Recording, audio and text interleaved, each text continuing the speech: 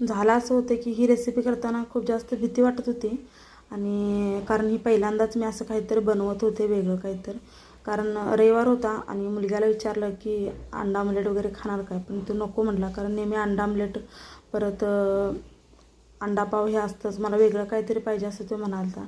आणि मी ही रेसिपी खूप दिवसापूर्वी बघितली होती. मग त्याला मी सांगितलं की तू असं खाणार का, कारण तो टॅमॅटो कांदा वगैरे असं काहीच खात नाही. मग त्याला मी सांगितल्यानंतर त्याला रेसिपी सांगितलेली आवडली, पण खातो की नाही मला लागलं होतं आणि ती व्यवस्थित होते की नाही हे मला याची भीती होती. आणि मग म्हणलं करून तर बघूया, चांगलं वाटलं तर तू नक्की खा, कारण त्यात चीज होतं ना त्याच्यामुळे त्याला आवडेल असं मला वाटत होतं. काय केले मी, पॅन थोडासा गरम केला, तेल घातलं 1 चमच्यावर, त्याच्यामध्ये तुम्ही टॅमॅटोचे जे स्लाईस बघितलात ते घातले.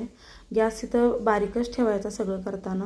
त्याच्यानंतर म्हणजे अंडं फेटून घ्यायचं, त्याच्यामध्ये बारीक चिरलेला कांदा, कोथिंबीर, हळद, चटणी, परत मीठ हे सगळं घालून मिक्स करायचं आणि ते आपल्या टॅमॅटोच्या स्लाईसवर ओतायचं.